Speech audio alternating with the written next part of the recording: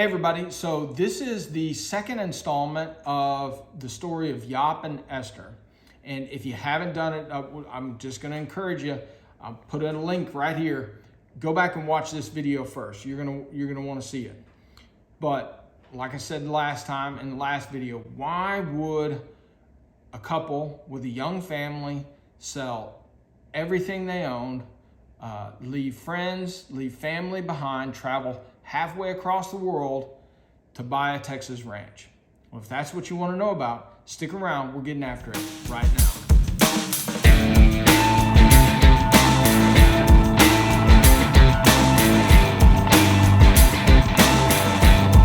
Thank you for joining us. This channel is all about Texas land and ranch living, the good, the bad, the ugly, the ins and outs. So if that's what you want to hear about, that's the kind of content you want, hit that subscribe button, ring that bell. That way you're notified every time we put out a new video.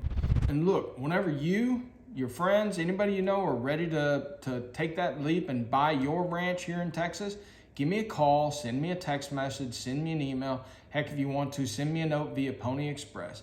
Any which way you want to reach out to me, I'm here to help. Yeah. Okay. You know, this is really great. The kind of the work that you guys are putting in to heal the soil, heal this area. But it also, from my perspective coming in, and I don't know, this is the third, fourth time I've been here and visited y'all and over this last year. But I see a lot of work that you guys are doing to also really build a community here. Can you guys sort of describe what it was like when you first moved here and what you've done now and what your vision and plan is for the humans around here? Mm-hmm.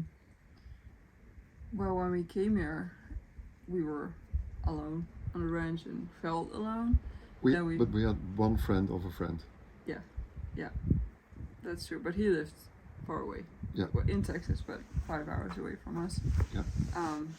But when we met him, he felt like family immediately, and so going the months after we came here, we talked about how would it be living together on a ranch, and what could we do more when we're together than when we're alone, trying to do the exact same thing, but both on our own. Yeah.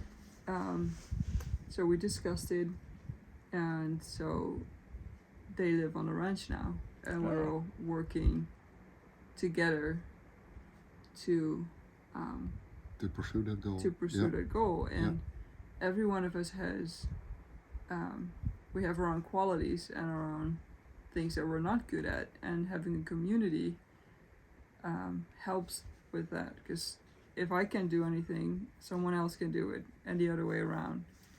And I think that's how we humans are created, and how we're supposed to live in a community.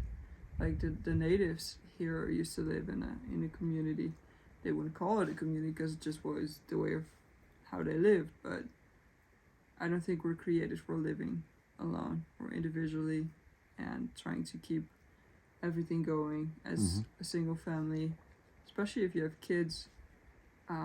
It's so good to have friends that feel like family. Yeah, and have other kids around and and share the burden, but also the celebration of life together. Yeah. So back over y'all's shoulder is, I forget, I think it's about a 15-acre lake, pond. We call them tanks, stock tanks around here. And there used to be a hay barn over there, which is no longer there, but now there's a foundation. What are you guys going to put in on that foundation over there? Well, when we have the money again, we are going to raise a barn there, and it will be our community barn. Yeah. So there we'll have our celebrations, but also when we want to have meals together, or church together or whatever. We'll be doing that over there. Yeah, and of course also everything what we need for repair on the equipment, that kind of stuff. Because we never were farmers, But there's a lot of equipment involved. And yeah. Yeah, lots of equipment. You Right. know, one of the things we always talk about is how many tires, right? Yeah.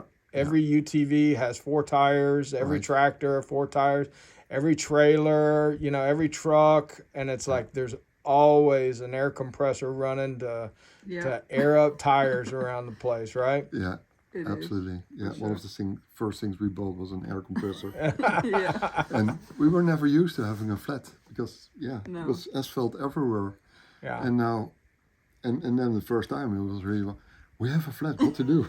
And people here like, They, flat? yeah. Flat tire? In That's- Holland, that would like take your whole day away, and everyone would want to hear about it. And Yeah. And here it's like, oh yeah, I had Okay. one too yesterday. Or Yeah. So when y'all got here, there was the one stone, you know, sort of tiny house.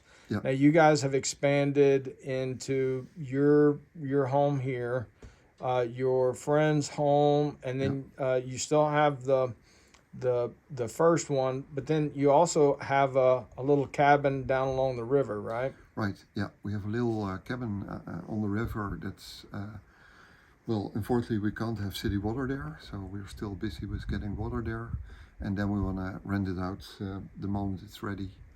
And also when family are staying over, it will be a nice spot for family to stay there next to the river and put some canoes there. Or Out again. yeah.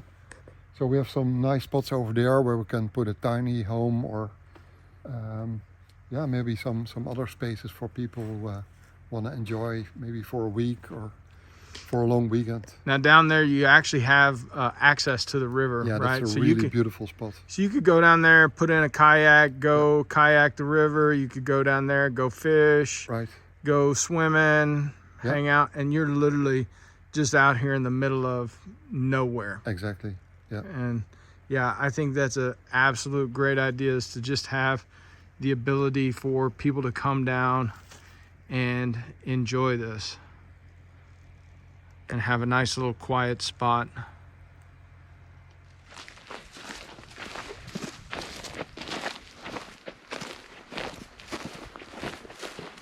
I'm almost sure that they use this as a boat. Yeah, a little boat slip. Yeah. I'm certain they did too. That little concrete pad that's down there at the end. Right.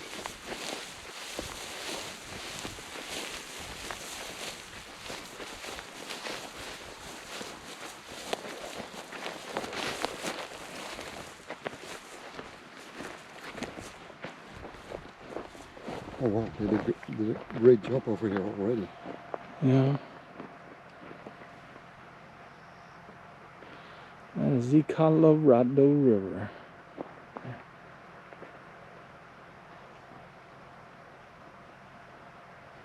So it took us maybe a week before we discovered this part of the property. Before you guys We came were down? Really like, wow.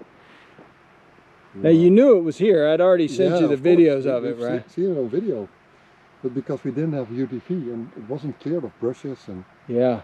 it took us a real long time before we went here.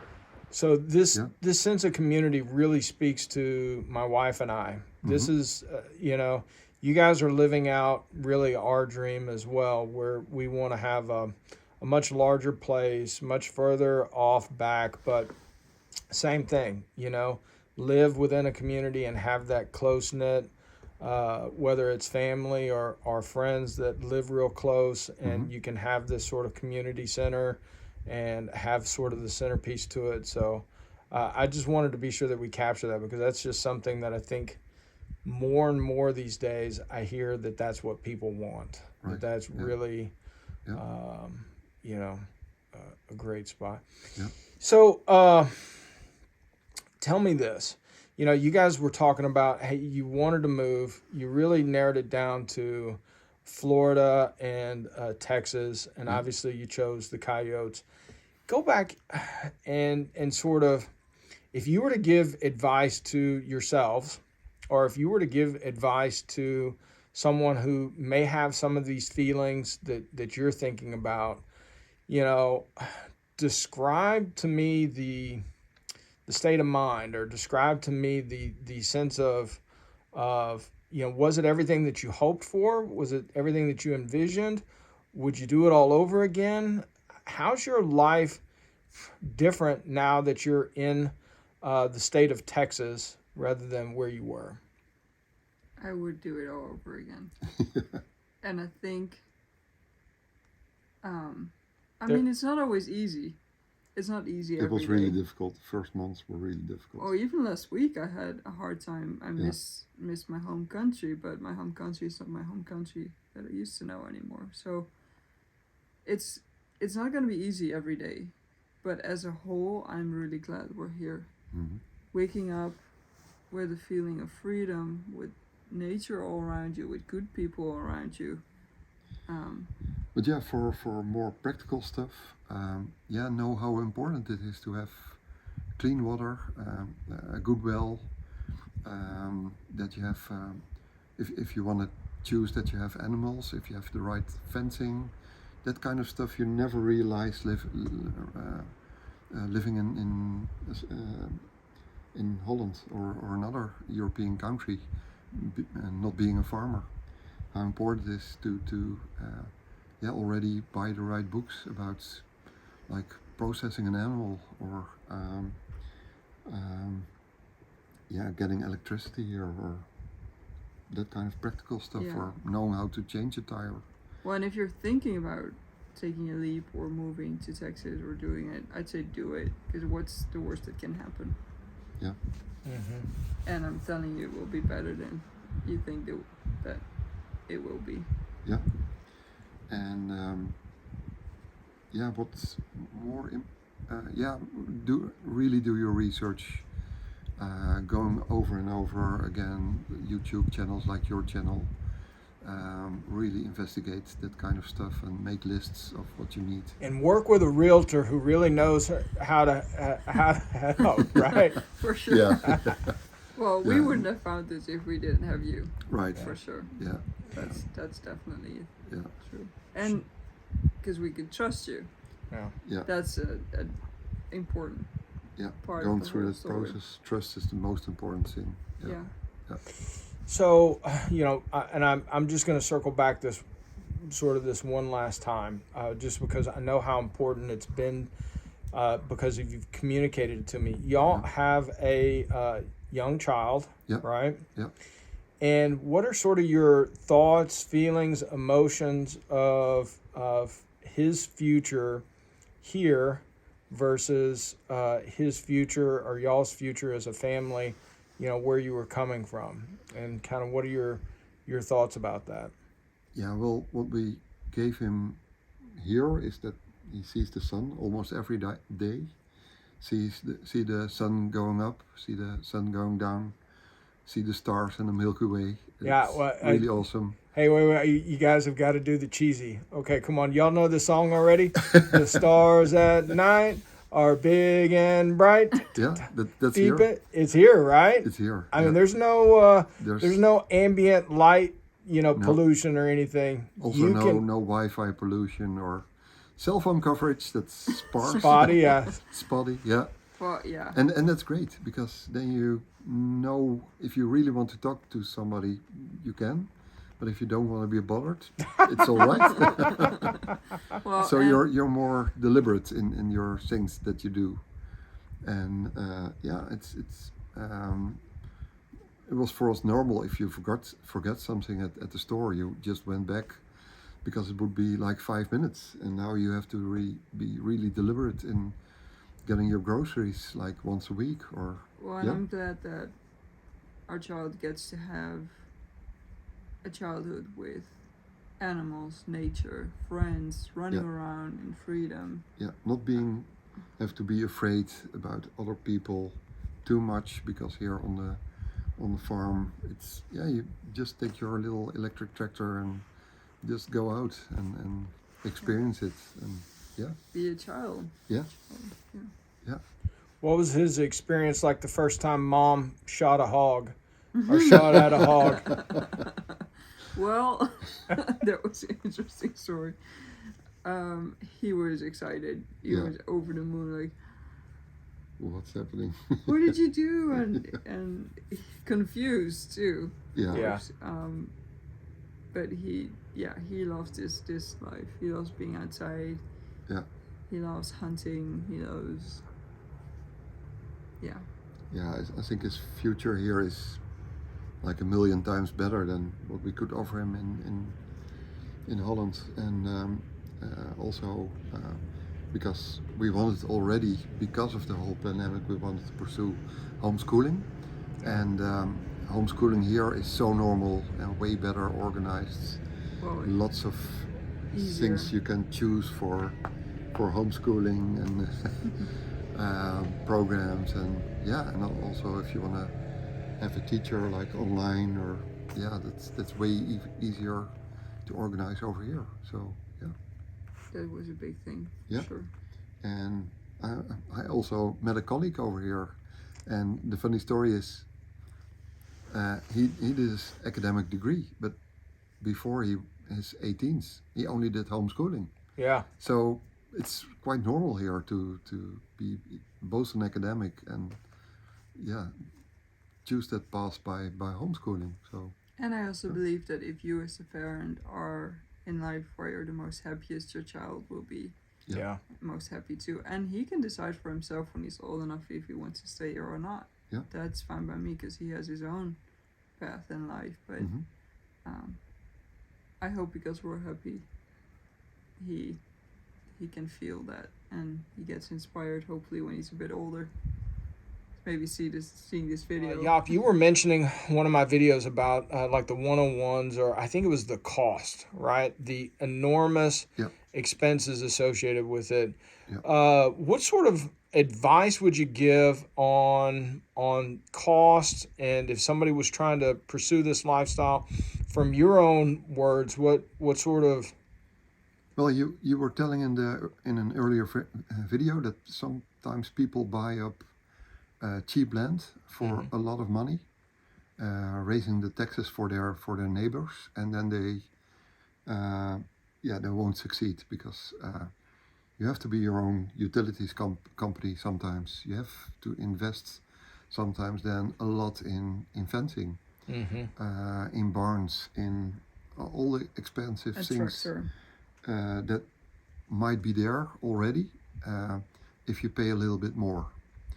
And so what we have here is an old barn, and you can look at it, well, it's a really old barn, but it still brings us revenue, because when we started with our chickens, we fenced off a small portion of it, and that's where we got our chickens. Right? Yeah, this is a chicken coop. It's automatic feeder and automatic water system. Now, is So this it took a long for time before we is this for eggs or broilers? both. Both. So when we start a new batch of chickens again, Yep. we'll bring them up here before they go into the fields. All right, so you come in here, you fatten them up, you get them healthy before they start going free range. Right. Okay. So it's really important if you have improvements on your ranch already, if you want to be a farmer. And if you don't want to have a big farm or ranch, you can do a little acreage. Yeah. Maybe 3, 4, 5. With 5 acres, you can start your farm. And by raising chickens, having a lot of eggs, having a lot of chicken meat, knowing how to process chickens, which isn't really difficult. You can buy the equipment for a few $1,000, but that can get you started into farming and into a healthy life in a healthy community. And maybe debt free. Yeah, get debt free really. Yeah, really easy. One of the biggest comments that I have on a lot of my videos is, "Hey, I'm young, I'm just getting started," or "Hey, I don't have, the money to do this. How do I get into the lifestyle?" Have you found that generally out here, and we're Well, Joe Sullivan is telling that the average farmer's age is 60, and the average age of people who want to be a farmer is 25. So that mismatch will still be there. But what you can do is use other people's property and ask them if you can have a small acreage for your chickens or for your goats or for your sheep, and use that and give a little bit back to that farmer, and start your way into farming like that. So start on 5 acres, rent some other people's property and expand that way, and then you can get both healthy and rich. Yeah. Being a farmer. Yeah. Well, healthy for sure. Rich over a long Well, period of rich time, is- right? Rich is relative. Rich life. Yeah. Now, also though, like you guys have a local family here. Yeah. I think the term you use, you call him a ranch manager, right? Right, But yeah. a family friend Yeah. who's brought his family out here, and he's out here working, living this lifestyle Right. with y'all, Yeah. right? And do you feel like as you look around in this area that there's opportunities for people to Absolutely. go and volunteer and start and roll your sleeves up and do this? I'm not trying to put words in your mouth. I was just, thinking about. You mean like do this as a ranch manager or hand, or do what we like? No, I mean, so let's say, you don't have a large amount of money, right? Right. But you Yeah. want to live this way. You want to Oh. raise your kids this way. You Yeah. want to do it, I would right? say, Because that's one of the try- comments and questions I get all the time is Yeah. advice and well, help. let the people that put these comments like get together, Yeah. because if you do it together, you can buy some more land maybe if you just Or prosper way earlier than you would if you pursue it on your own. yeah. And we've been so trained in doing everything on our own. Yeah. And we're scared of other people, and what if we can trust them? What if it seems to be really nice and it's not after a while? Yeah. Those are concerns that we had too, but in the end it's a way richer life in every aspect to have people doing it with you. And for sure, if you're watching this and you're already in Texas or somewhere else, there are many Mhm. places like we have that need people Yeah. that want to work Yeah. on a daily basis with Yeah. all the animals, and Putting the effort in, and then especially if you already pursue a kind of life like this. Yeah. If you already know what you But what you want. one of the things is also that if you want to share the food, if you want to share the land you're living on with other people, and so not having people on an hourly base only, but also share in the profits. I think you'll be rich very early. Yeah. Well, that's great. Well, I just would like to say, thank you to both y'all. Thank you. I really have enjoyed spending time with you, getting to know you, and sharing this lifestyle, even if it's vicariously through y'all. And I'm looking forward to showing the place off. And let's take a step back. Why do I do this, right? First and foremost, I'm a land and ranch specialist. I'm a real estate agent. This is what I do to make a living. But I can do lots of things to make a living. I do this because of people like Yop and Esther and people like you. I am out there trying to provide the information necessary for them and for you to bridge the gap between where you are and where you want to be when it comes to buying a ranch here in Texas. And so for me, this interview, this conversation, these guys are more than just clients to me. I feel like I'm a part of their family, and I have enjoyed so much being able to see them grow and develop and see what they've been able to accomplish in this short time frame. This has been an amazing story. I'm sorry that I had to cut it up into two videos, but it was an hour long by the time I got into it.